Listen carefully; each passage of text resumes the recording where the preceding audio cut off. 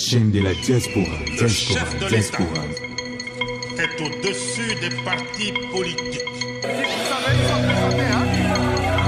Sont en train de le faire.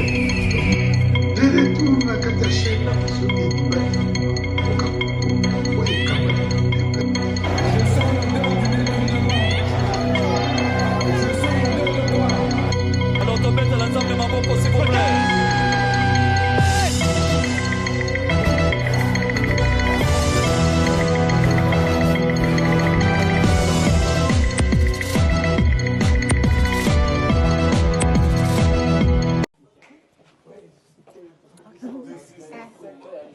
Oui, mais est-ce que oui, je vais tous se présenter. 1, 2, 3. Hi, we are Makoma. Ye awa tokosala fête monene na kombo ya nani? Na kombo ya tata. Au nom de Jésus-Christ. Yeah. Mbote de partout, bazali kolanda biso mokili mobimba na kati ya chaîne na bino Ediba TV mwana mboka Congo, chaîne oyo ekambami na humble serviteur papa Edi Diba, likambo na moto te. Bayimboka lelo toyeli bino susu numéro ya sika na mokolo ya mardi oyo ezali le 10 février 2026. Munganga spirituel na yela kabino toujours ba message kitoko ba information sur et meilleur ya mboka na biso lolenge ezali kotambola. Pe koyeba banguna oyo bazali kobundisa biso na mboka na biso. Bayimboka bosabone massivement na kati ya chaîne na bino Ediba TV mwana Congo pe Ediba TV mwana mboka. Po bozangaka d'information te. Surtout na kati ya chaîne oyo pe na émission to bengi le marteau sur la table. Le marteau sur la table. Yango ekambami na humble serviteur papa Edi Diba likambo na moto te. Epai wapi tokosolola makambo oyo ba point mine oyo tokotalisa bino ndenge etamboli ya semaine oyo mpona mboka na biso. Kagame numéro 1. Kagame c'est fini pour lui. Kagame sili pona ye. Beaucoup découvrir l'amour awa. Joseph Kabila demande pardon à notre président de la République, Otolobi Mukwatombolo, Félix Tshilombo, Joseph Kabila, comment c'est gagné pardon. Bino sobe boyebi te biso to yebia. Bafuite ko bima kufi, bafuite pe ko bima kufite. C'est-à-dire quoi? Quand on dit Joseph Kabila Koufi, ezali na ba source ya bato na ye. Oyo bali kosenga tata mokonzi ya mboka pardon. Troisième point na biso presque ndekwasuka. Non-dialogue. Non-dialogue ezali na 9 points. Tokomona vidéo na mo. Oyo tokutiela bino pa mesi Isaac. Boyoka makambo tata mokonzi ya mboka mobaki. Non-dialogue au Congolais oyo babuma ou bazali ba criminel. Non-dialogue biso baba. Tokosala dialogue na ba Congolais oyo babuma ti. Et puis ekoleka na kati ya mboka na biso Congo pe précisément na kati ya Kinshasa. Sikoyo nanga soko boma te yaka kote na dialogue oyo bangani. Olobaki ozoya biso le 30 juin 2025 tozela otina moya lelo na mokomaka te. Ebie yaka kokima te oze lombe ofinga oloba tata mokonzi ya mboka aza égoïste oloba tata mokonzi ya mboka aganya te na baélection yaka na kati ya dialogue ça tombe très bien. Tu vas parler ça là-bas. Bayimboka wana ya li troisième point pour découvrir moi. Et puis na kati ya rébellion ba opposant oyo balobi ke bazali contre makambo ya dialogue.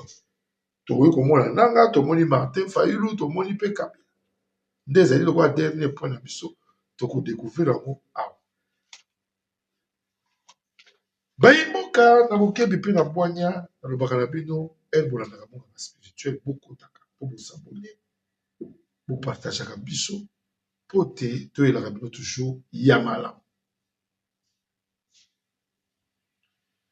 toko souffler mukene to mesana ko souffler avec ton cas premier la concert dans Bambouzé d'ici là la Bruxelles toujours là nos spots. À tous les nostalgiques de la belle époque où l'amour se vivait encore avec passion et sincérité. Pour la première fois à Bruxelles, l'artiste musicien Isso Motema, l'un des pionniers de la pop rumba R&B congolaise, sera en concert live avec son orchestre ce 13 février 2026 à 20h sur la scène du théâtre L'Improviste situé au 120 rue de Fierland pour un concert inédit intitulé Transition. Venez réécouter les titres qui ont bercé votre jeunesse, tels qu'Éphémère, Marie, Bandéco, 10 à 0 et bien d'autres. Des invités de marque seront aussi de la partie. Marshall Dixon, Pachabay et Donka Premier. Hâtez-vous de réserver vos places car elles sont limitées.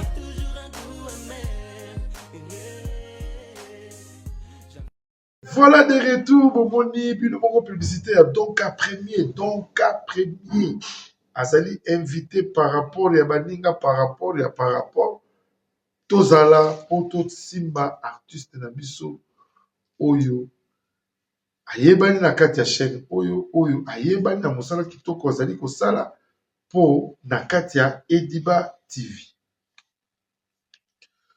Tokibi na lombango na premier point na biso tokosola mokwalo bayimboka oyo balandaka chaîne oyo bazalaka ba abonné na kati Ediba TV. Likambo ya Kagame. Tolobi Kagame c'est fini pour lui. C'est-à-dire quoi? Kagame est fini pour naïe. Kagame abetaki tangwa. Kagame amibetaki na tolo. Kagame bauti ko signature ya accord pour na kotia kimia pe na este ya mboka na biso Congo pe précisément na epai wapa bundisi bayokani na kimia Trump abendi ye na matoi mais c'est Kagame soko lingo benda kimia na likambo osalaki na mboka o Congo kozonga kosala lisusu te soki ezali na bato batindaka yo biso toyebi makambo bayebisaki tika Kagame azali lokola bayimboka oyo ba M23 autre bake baninga musu tozana bango pembeni toliaka na bango fufu tolamukaka na bango ba M23 ba matoi mangongi bao baza ko distraire peuple ba oyo bazali na bizali ya koloba ke alingaka donc il a changé même les paroles de dire que alingaka Congo te po tata mokoza mboka azali moluba nde Kagame azalaki na bozongi na bango ole Kagame atika vanda kimia ils sont retournés pour réattaquer encore Uvira et puis tuer encore plusieurs des populations ya bandeko ya munganga spirituel bandeko na nga o bakufi na este bandeko na yo oyo muto ozali vrai congolais mais oza kozalakisa même osoki na bagroupe bato ya bongo komona bango bakolakisa kaka ke non muto aza koloba ke nga na yengo tu Kagame awini Kagame aganye tala motema mabe ya bato wana me nzambe na mawa na ye nzambe na ndenga bolingo abi mboko bato baleli mingi mboko baprofete babimi mingi mbongo basali ya nzambe bato basambeli tro mpona kolela pasi mbula ebeti ba inondation comme mbula ekobeta inondation kaka kombo tata mokonzi ya mboka me bobosani ke bozalaki na mokonzi ya mboka ya rebelo avandaki awa avec un troupe de bande de Django de Gourba ya bamiyibi nyonso ya minene na Afrique me bofingaki ye boye te moto alali biso kaka 7 ans 8e année yango kofinga tala banda koti ya kokoka te me moto akuti inondation ezalaka deja courant na mboka ezalaka te me yo kofinga ye oza modi yo oyo nyonso afinga tata mokonzi ya mboka ngai na modiri bino na balosambo na ngai bokoremarke me bafere na bino lotambola te parce que bofinga ye bosa injustice na likambo oyo ayebi te azali innocent Et ali premier pour la biso. Kagame a commis pigeon voyageur, a commis kotambola ndenge, moi na ye Kabila koma kotambola, et pas ye banite pongi kozwaye, moi na ndeke, alali. Ake kotala na noko na ye, papa ya boko la ye ka, Museveni, ba komi kopesa ye mbote, na songe ya loboko. Mais c'est Isaac ko balancele biso image wana, pona kolakisa ba yimbo kake. Eloko no sezali juste na miso ya Nzambe, kende na mona justesse ya solo. Kokende na mona ndenge ya motema mabe te parce que bino bolingi toujours mabombo na bino oyo ezala kaka plein. Biso mabombo eza minene kitoko propre. Et c'est toyibi toza ko mériter oyo Nzambe aza kopesa biso tozali kolobela. Quand je sors mes énergies comme ça, je parle pour mon beau pays. Na koloba pona mutu te, na koloba pona bato babomaki Congo. Alors Nzambe na kotala na retour que ah mwana mobali oyo akoloba makambo solo. Est-ce que ceux qui ba pamboli ngai mutu ayoki mawa atindeli ngai $50? Allô? Allô, Masasi? Ya Masasi? Boni mama kuna na homme de veillard misunga. Naza déjà na misunga homme de veillard. Au moni tant maman a piqué crise. Alors naoki bien te. Tant bazo sengo mbongo, yo tindi mbongo, bango bale ba songe ba kati ba songe ba memel ba dispensaire a mike. Eza sunde ngona te mama. Mena poto na Kishasa la même chose. Et loko zo sepeli sanga. Banda mama koma na misunga homme de veillard. Kotali mama. O mama zongi lokola bébé, bazo zo soya mama. Oh, mais là somoni mama zongi chéni. Maman Zolia 3 fois Tongo Medi Popo Deko nanga elo musu sepeli singai Misunga homme de veillard Kwa hivi ba Kwa hivi Bana courant so kata Soka salika manœuvre Pano ya di Tan Bana lumière 24 heures sur 24 heures. Et puis connexion internet et vanda. Et puis Soki mama ayoki mal à l'aise Ou bien mutu pasi Nzote dérangé Kaka na mutu na place à la liwana A fini bouton rouge Docteur Mbango ataka Tu sais pourquoi Homme de veillard Misunga Ezana kata clinique Misunga. Donc, si effectivement, on a regretté. Ah, vous vous souvenez, vous allez ba minganga bazo sala mama contrôle chaque semaine. Mais azala kuna Abela te bazo sala examen. En tout cas, ya Masasi emoneli penanga na pemi bana mama comme na homme de veillard misunga. Emoneli na misu te. Emonani bambongo na kopinda ya pampa bana. C'est fini tout ça. Moroli yango lisusu te. Homme de veillard misunga. Ngana bango rendez-vous quand la fin du mois. Na pemi. Non, si tu as lia tranquille, ba médecin 24 heures sur 24 heures. A continuer kunanga na pesa ka mbongo na fin du mois. Yebisa bango na changer comment na komi li batimi sona. Babe. De retour na kata chaîne na biso Ediba TV Kababina humble serviteur munganga spirituel papa Edidi balikambo na motote ba imbo kabo fungola ni mato. Na yebisi bino ba point ya Kagame. Asa komi kotelinga lokola mwana ndeke. Azangi sika kochela pongi. Kagame histoire neza molai boko découvrir lango Kagame a komi kokende koluka place a kosenga exil parce que les Américains ba yebisi soki oza koyoka te makambo ya président oyo ba levaki kuna tokoya kozwa yo ya Venezuela tokoya kozwa yo na kati ya chambre na yo. Kagame a komi kosalisa ba réunion ya ba président ndenge na ndenge koki kokota ba conférence songolo pakala na ba conférence akolo ba te botala niveau ndenge mboka na biso ezalaki deja infiltré petit lelo oyo masasi ekobeta makuna na Bukavu parce que les FARDC sont en train d'attaquer toujours les M23 pour libérer notre territoire. Tokei na parenthèse oyo yo muto okolinga toujours mboka na biso ezala toujours ya kobongama te alors que tata mokonzi ya mboka awuti kosigner accord oyo M. Donald Trump abengisi pona kozwa les avantages baya komima misala na mboka na biso na lobaki yango na émission moko elekaki dimanche pona yo congolais oyo vandi na chômage avec tes diplômes okoma kobeta carte ya mbongo okoma kobeta G6 mwasi akima yo polobi ozonga mutu mais toi tu es en train d'ingérer mutu oyo azali eli dédié parce que bokonzi ya tata mokonzi ya mboka ezali bokonzi ya Nzambe. Nous Congolais on a beaucoup pleuré mais yo oza koninga o support o linga mutu ya lolenge wana keba yo okota boloko ya l'État. Joseph Kabila demande pardon à M. Félix Tshilombo, notre président. Deuxième point. Quand je dis Joseph Kabila, demande pardon. Joseph Kabila, position d'ailleurs pour le moment, ils ont Bayuku, Batoumabe, le criminel, de bande de criminels, voilà toujours. Ils sont en train d'amener une distraction dans notre pays. Pour Bayoki, on a troisième point. Tozali na dialogue intercongolais. Dialogue wane koleka na kati ya Congo, oyo bango ba rebelle, ba chargé, ba monique ba suki. Ba yena lisolo ya dialogue. Naka. Quand on t'avait demandé de parler, tata mokonzi mboka benga kabino, oya to solo. Malgré tout vos équipes rebelles, vous avez refusé totalement. Vous avez refusé carrément.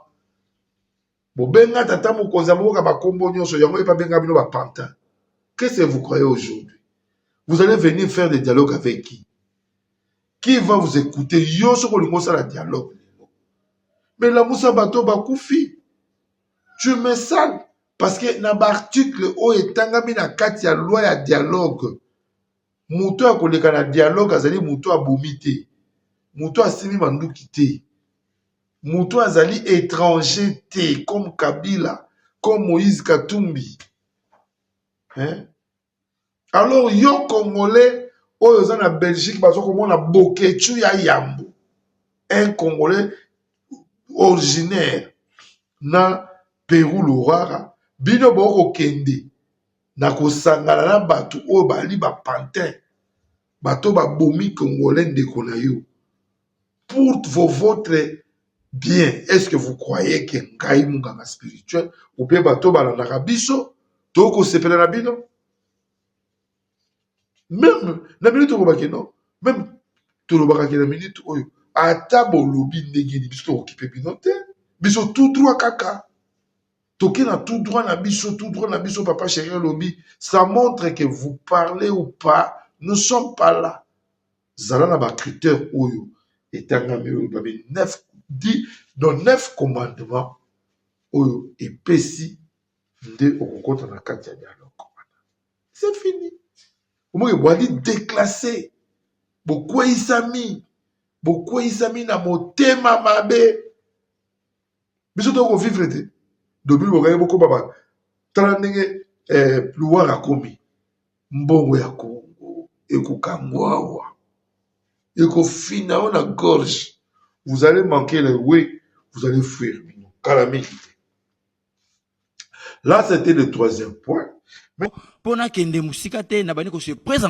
Le nom, c'est le prophète de la nation, Moïse Kisebwe. Pourquoi prophète de la nation?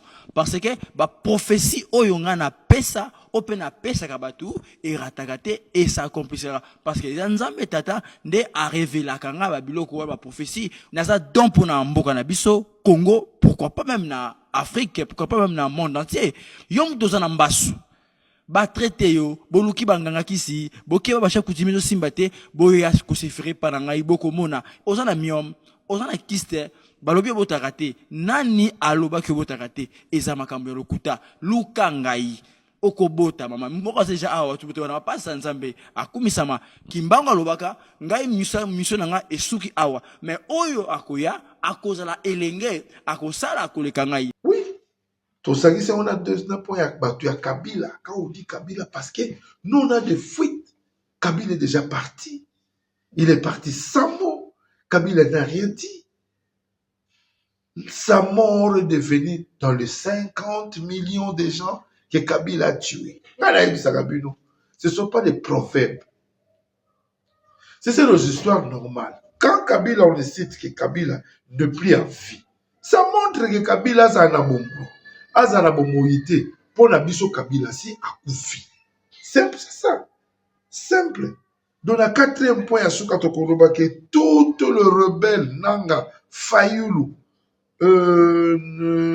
Kabila, Moïse Katumbi, cette bande de chiens de rebelles, ils n'ont pas temps de venir dans notre dialogue intercongolais. Parce qu'ils ont marché na kati ya babibeko o ezali énormité na 9 commandements oyo loi ya mboka epesi. Bayi mboka ezalaki ya bino munganga spirituel. Papa edi diba likambo na moto te na mokolo ya lelo na yaki kokitisa nkita na yaki kokitisa malobi ya botalisi bayi mboka oyo balandaka nga na bokebi mpe na bwanya. Mese Isaac otiela biso ba video oyo tolobi mpona kolakisa peuple congolais bato wana makambo basali na mboka na biso ebongo toza bapiblisité ya bamama Sheila Mwanda tomonani na bino mokolo ya lobi soki Yesu Masiya azoki te toki koloba bye bye. Notre structure se positionne comme interface entre le gouvernement congolais et les partenaires privés nationaux ou internationaux pour le développement des infrastructures de base dans notre pays et la valorisation de nos ressources naturelles. Placée sous la tutelle directe de son Excellence Madame Judith Suminwa Tuluka, Première ministre et chef du gouvernement, la PCSC est une réponse claire de son Excellence Monsieur le Président de la République aux investisseurs face à la lourdeur administrative et au cancer de la corruption au regard de la mobilisation des financements colossaux d'au-delà d'1 milliard de dollars américains. Et c'est pour cette raison justement que nous nous sommes engagés pour notre part dans cette tournée de sensibilisation et de mobilisation de la diaspora congolaise aux États-Unis. De Charlotte, North Carolina à Washington DC comme aujourd'hui, de Dallas, Texas à Atlanta, Georgia, de Chicago, Illinois à Cincinnati, Ohio, de Raleigh, North Carolina à New York City ou de Seattle, Washington à Portland sans nous illimiter, nous voulons que la diaspora congolaise des États-Unis prenne conscience que la destinée de la RDC se joue sous nos yeux, à notre époque et dans notre espace. Nous sommes tout aussi conscients que ce partenariat, qui est loin d'être une opportunité ordinaire, ne peut produire des résultats concrets que s'il est structuré, sécurisé et exécuté avec rigueur. L'appropriation de ce partenariat stratégique sont indispensables. Ayant eu une bonne compréhension des exigences des partenaires américains en matière de gouvernance, de transparence et de prévisibilité, vous êtes appelés à soutenir les efforts inlassables de son Excellence Félix Antoine Tshisekedi Tshilombo, chef de l'État, qui a mené et continue à mener un combat qui mérite notre admiration et notre reconnaissance, celui de remettre notre pays au cœur des grands enjeux mondiaux tout en défendant son intégrité nationale.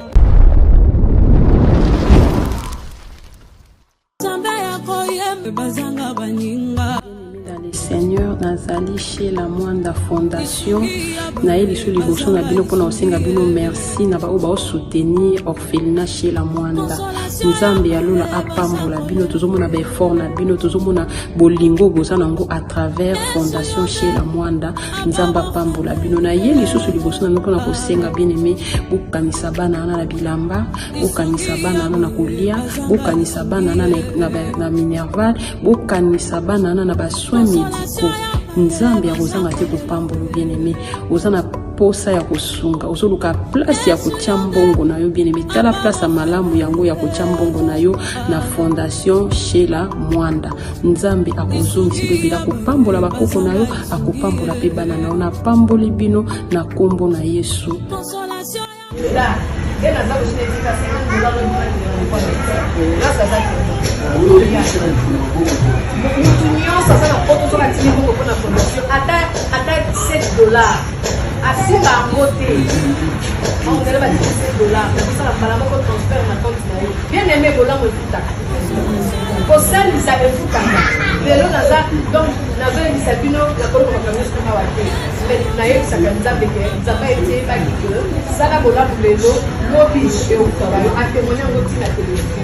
Alors il y a pas de problème on a pesanga musala ya ipana bango ba betaye adini ba betaye na ndaki na lina osala te konza balobi esa mona konsela musala dero na zote ni ba grâce de dero na osaba mutu kana ko motaka na mutu ya mboga famia papa na ngate ya mama na ngate ya mobali na ngate ya nzamba sala ngate consolation.